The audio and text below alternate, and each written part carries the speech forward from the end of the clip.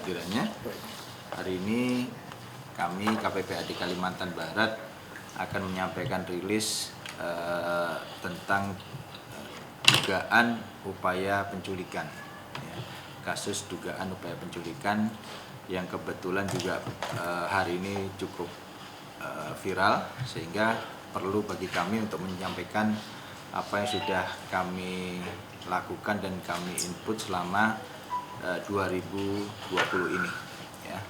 Yang pertama perlu kami sampaikan bahwa sampai hari ini kami sudah menangani 10 kasus dugaan upaya penculikan di Kalimantan Barat dan 1 anak hilang, ya. Jadi saya ulang lagi, ada 10 kasus dugaan upaya penculikan dan 1 anak hilang yang tersebar di seluruh Kalimantan Barat, dengan rincian ada sampai tadi pagi itu ada 7 kasus, ya, dugaan upaya penculikan di Kota Pontianak, kemudian 2 kasus di wilayah Kubu Raya dan 1 di Putu Sibau. Nah, dari ke-10 kasus ini yang sudah kita input, kita kumpulkan, semuanya sudah kita dalami dan kita tindak lanjuti. Jadi kita menemui terduga korbannya, kemudian kita juga sudah mendatangi sekolahnya, bahkan kita juga sudah berinteraksi dengan keluarganya. Nah, dari ke-10 kasus itu hanya 1 yang dilaporkan ke kepolisian, selebihnya tidak ada yang dilaporkan ke kepolisian. Nah, 1 yang dilaporkan ke kepolisian adalah yang di Kapuas Hulu, dan dari pihak kepolisian juga secara resmi memang belum menyampaikan bahwa upaya penculikan itu ada. Ya, jadi selebihnya semuanya viral di sosmed, viral di grup-grup FB, kemudian di WA dan segala macam. Nah, hari ini juga kami tadi pagi sudah mendatangi sekolah dan juga keluarga, termasuk juga anak yang terduga menjadi korban upaya penculikan itu, dan kami sampaikan di sini bahwa berita yang mengatakan bahwa ada anak yang tangannya patah karena akan menjadi korban penculikan itu tidak benar. Ini yang perlu kami tegaskan, bahwa benar anak itu tangannya patah, tetapi bukan karena upaya penculikan, tetapi karena dia bermain dengan keluarganya, dengan sepupunya di rumah dan di luar jam sekolah yang juga sudah sore, artinya juga di luar sekolah. Nah, pada saat bermain itulah kemudian dia terjatuh, tangannya retak atau patah. Nah, sementara berita itu yang kemudian muncul di sosmed, ya, dengan embel-embel menjadi korban penculikan dan tangannya patah. Nah, dari ini semua kami sampaikan bahwa kami tegaskan kembali memang upaya penculikan itu dari semuanya memang belum terbukti dan belum juga ada laporan resmi kepada kepolisian, kecuali 1 kasus yang saya sampaikan tadi.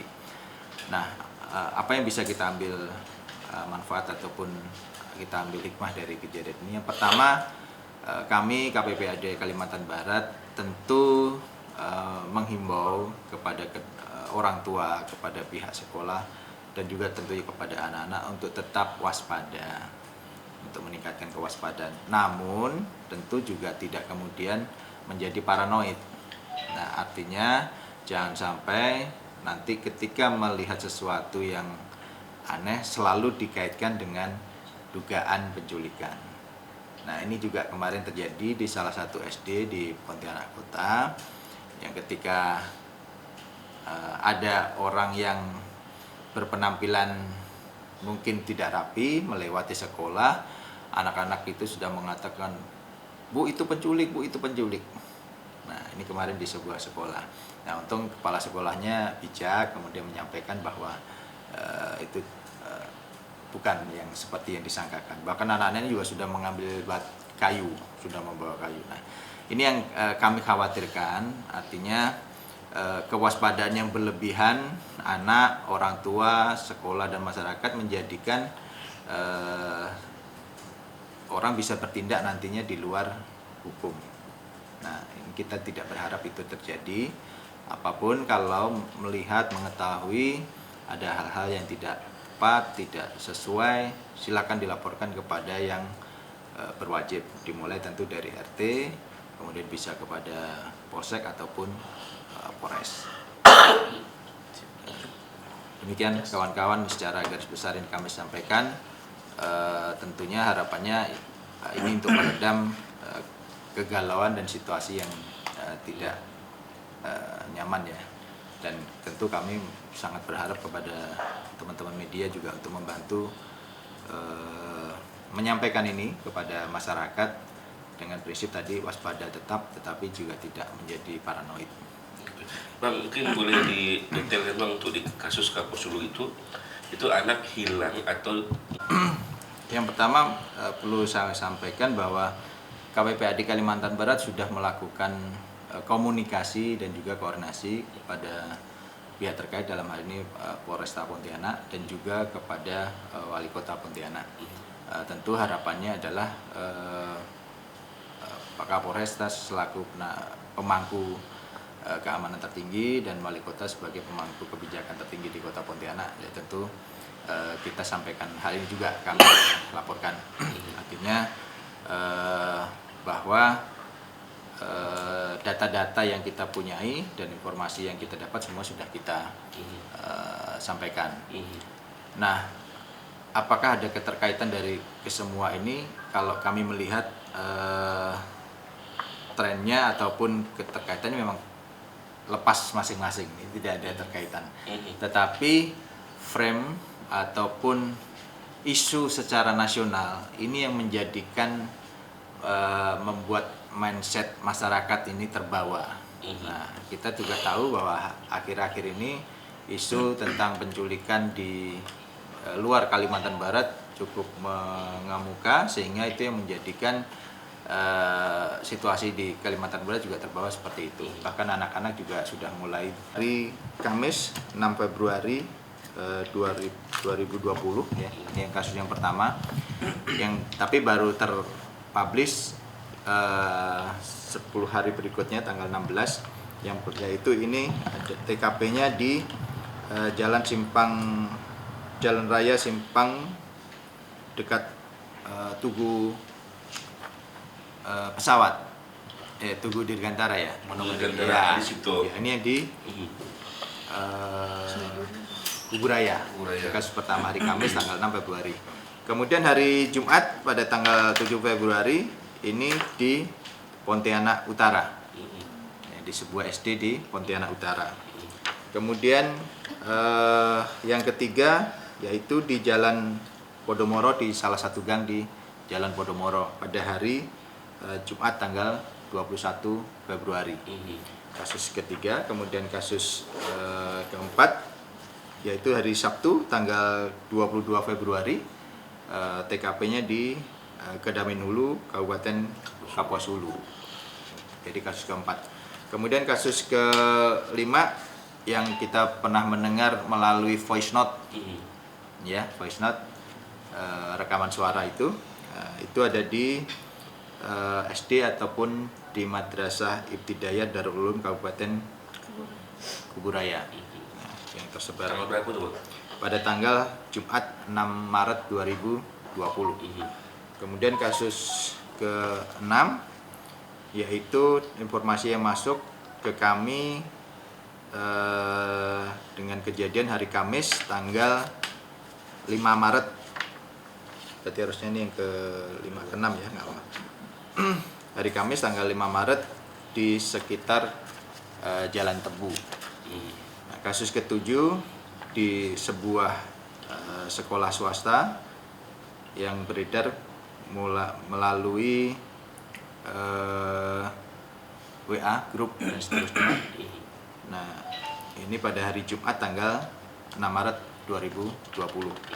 Kemudian kasus ke-8 adalah di sebuah SD negeri di Pontianak Selatan yang tadi saya sampaikan, yang melihat ada orang yang berpakaian tidak rapi yang dianggap sebagai penculik.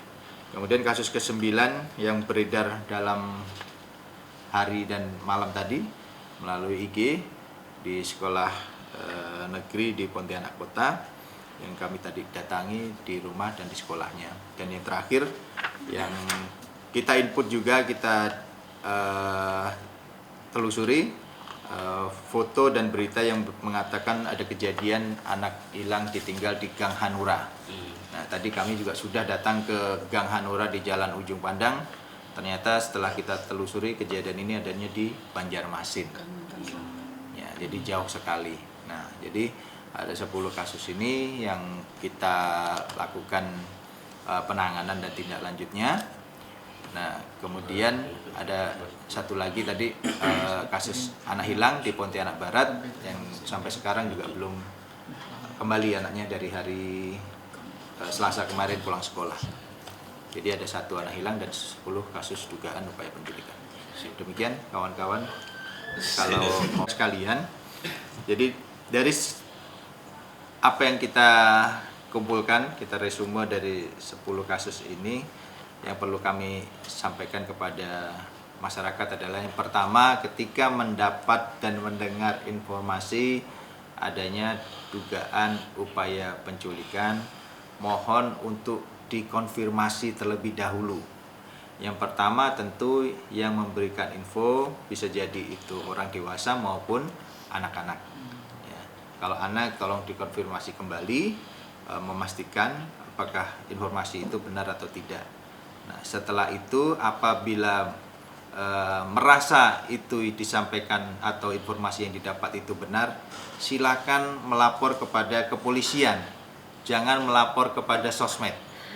Ya, laporkan kepada pihak kepolisian sehingga akan ditangani dengan baik dan cepat. Jangan melalui sosmed karena kecepatan sosmed ini sudah tidak tertandingi. Nah, nanti kebenarannya belum teruji, tetapi informasinya sudah menyebar kemana-mana. Ya. Untuk orang tua tetap waspada, tetapi juga jangan menjadi paranoid. Demikian, terima kasih. Assalamualaikum warahmatullahi wabarakatuh. Waalaikumsalam.